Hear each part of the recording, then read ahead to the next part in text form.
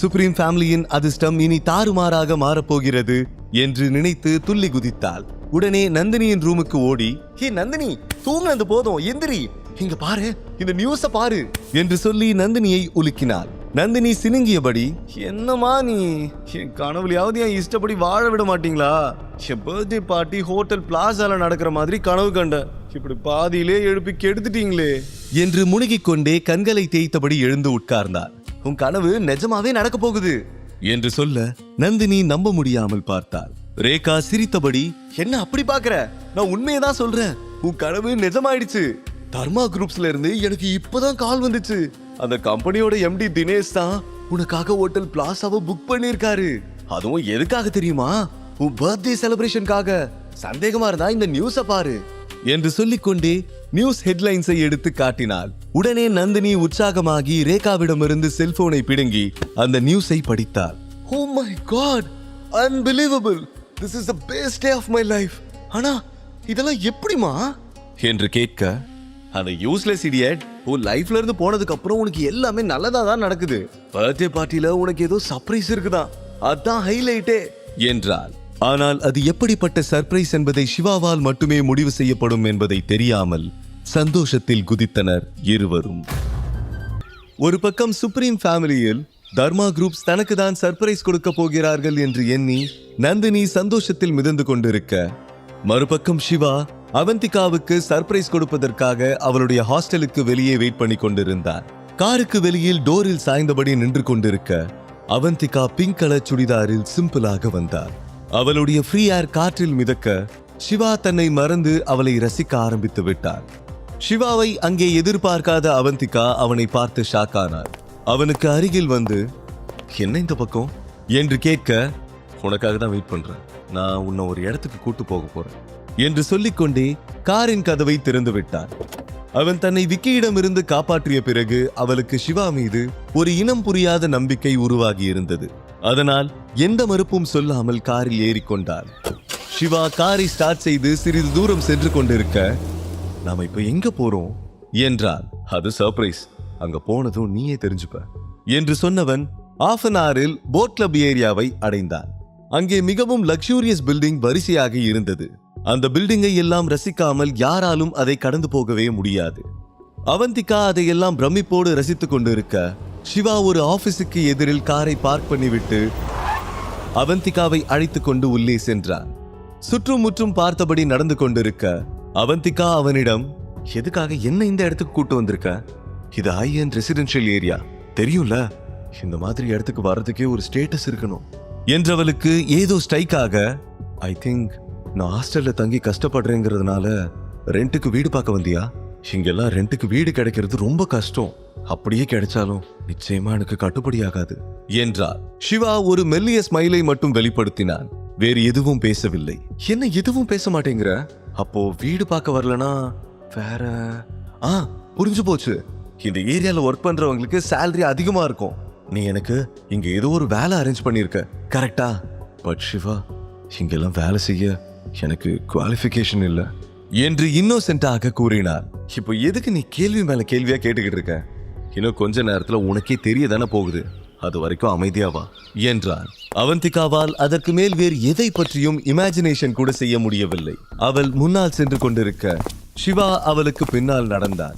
இருவரும் ஆபீஸ் என்ட்ரன்ஸை நெருங்கும் போது அங்கிருந்த சேல்ஸ் உமன் அவந்திகாவை பார்த்தவுடன், இவங்க லுக்க பார்த்தா வீட்டை வாங்க வந்த மாதிரியே தெரியல, சும்மா சுத்தி பார்க்க வந்த மாதிரி இருக்கு.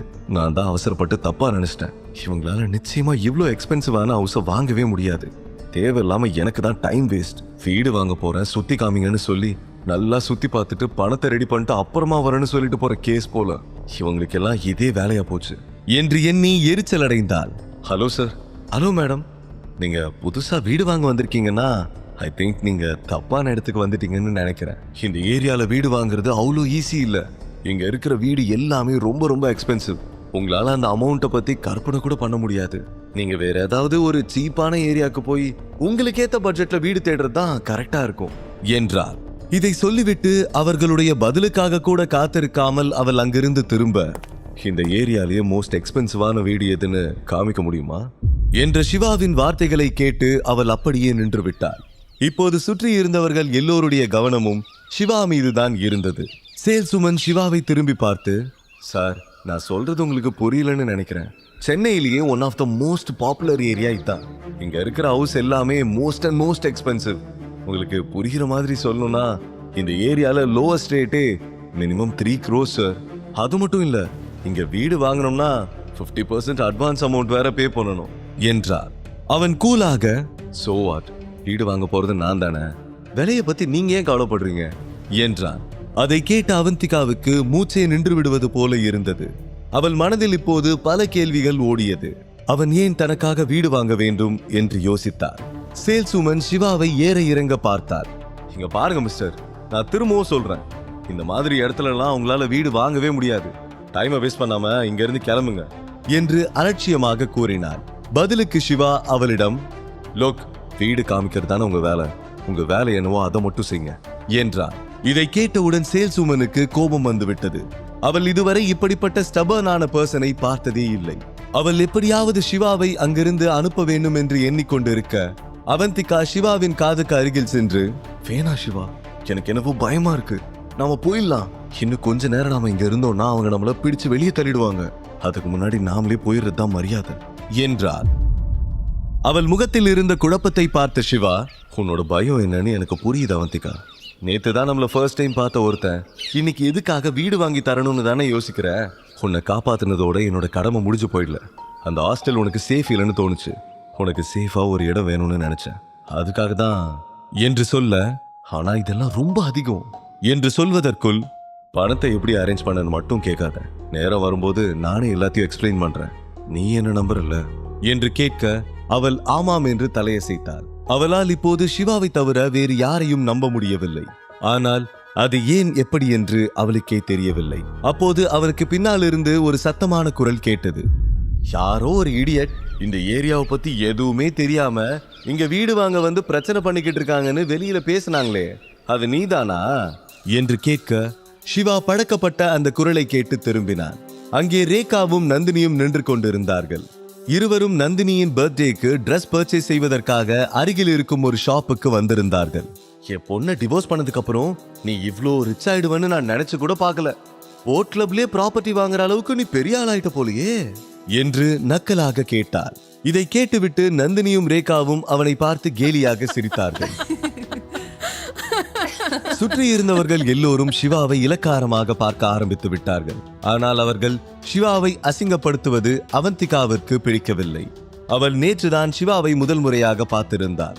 ஆனால் அந்த ஷார்ட் பீரியடிலேயே அவன் எவ்வளவு கைண்ட் ஹார்ட்டட் பர்சன் என்பதை புரிந்து கொண்டார். அவள் கோபத்தில் பற்களை கடித்தபடி ரேகாவிடம், உங்களுக்கு மேனஸ்னா என்னன்னே தெரியாதா? சிவாவை பத்தி பேச உங்களுக்கு என்ன ரைட்ஸ் இருக்கு? அவர் ஒன்னும் இப்போ நந்தினியோட ஹஸ்பண்ட் இல்ல, அதான் அவங்க 2 பேருக்கும் டிவோர்ஸ் ஆயிடுச்சுல என்றார். அப்போதுதான் ரேகா அவந்திகாவும் இங்கே இருப்பதை கவனித்தாள். அவள் எப்படி விக்கியின் பிடியில் இருந்து தப்பித்தாள் என்ற கேள்விக்கான விடை இன்னும் மர்மமாகவே இருந்தது. அவந்திகா தனக்கு சாதகமாக பேசுவது சிவாவுக்கு மிகவும் பிடித்திருந்தது. அதனால் அவன் எதுவும் பேசாமல் அமைதியாக அவந்திகாவை ரசித்தான். நீயும் இங்கதான் இருக்கியா? 2 யூஸ்லெஸ்ஸும் ஒன்னா சேர்ந்துட்டீங்களா? இதெல்லாம் எப்ப நடந்துச்சு?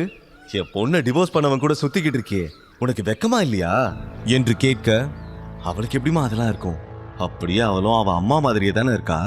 அவ அம்மா என் அப்பாவை மயக்கினாங்க, இப்போ இவ ஏன் எக்ஸ் ஹஸ்பண்ட் பின்னாடி சுத்துறா, என்ன குடும்பமோ என்று நந்தினி அவளை இழிவாக பேசினாள்.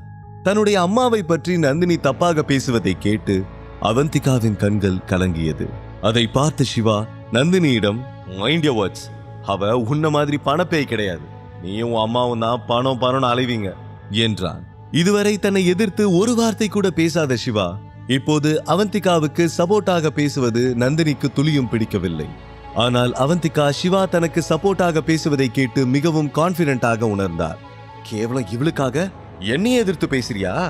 அந்த அளவுக்கு அவ உனக்கு முக்கியமானவளாயிட்டாளா? இந்த 3 இயர்ஸ்ல எனக்காக ஒரு சின்ன கிஃப்ட் கூட வாங்கி தராது நீ, இப்போ இவளுக்காக 3 கோர்ஸ்ல வீடு வாங்கி தர போறியா என்று நக்கலாக கேட்டாள். அவள் அவந்திகாவை பற்றி கேவலமாக பேசுவதை சிவாவால் பொறுத்து கொள்ள முடியவில்லை. அவன் ஆத்திரத்தோடு கைகளை முறுக்க அவந்திகா அவன் கையை பிடித்து தடுத்தாள். அவளுடைய ஸ்பரிசம் அவனை சட்டென அமைதியாக்கிவிட்டது. அவள் மட்டும் தடுக்கவில்லை என்றால் சிவாவுக்கு இருக்கும் கோபத்திற்கு அவன் இப்போதே தன்னை யார் என்று வெளிப்படுத்தி இருப்பார். நந்தினி அவனிடம், உனக்கு ஒரு நல்ல விஷயம் சொல்றேன் கேளு. நீ எப்ப என்னை விட்டு போனியோ அப்பவே எனக்கு நல்ல நேரம் ஸ்டார்ட் ஆயிடுச்சு. தர்மா குரூப்ஸோட எம்டி மிஸ்டர் தினேஷ் எனக்காக ஒரு ஸ்பெஷல் பர்த்டே பார்ட்டி அரேஞ்ச் பண்ணிருக்காரு. அதுவும் எங்க தெரியுமா? சென்னையோட மோஸ்ட் எக்ஸ்பென்சிவ் ஹோட்டல் பிளாசால. நீ எவ்வளவு அன்லக்கி பர்சன் இப்போது உனக்கு புரியுதா என்றாள். நந்தினியின் வார்த்தைகளை கேட்டு சுற்றி இருந்தவர்கள் எல்லோரும் நந்தினியை ஆச்சரியத்தோடு பார்க்க ஆரம்பித்தார்கள். ஏனென்றால் இந்த நியூஸ் தான் இப்போது ட்ரெண்டிங். இதை பற்றி தெரியாதவர்களே இருக்க முடியாது.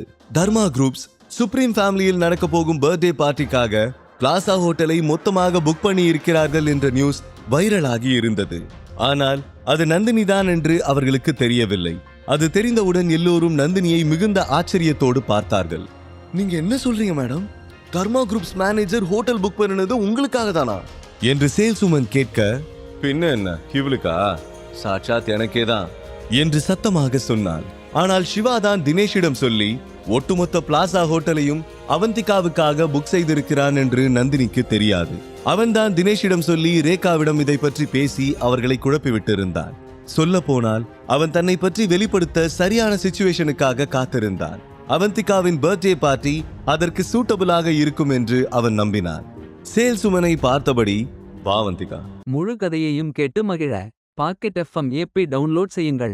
லிங்க் டிஸ்கிரிப்ஷனில் கொடுக்கப்பட்டுள்ளது.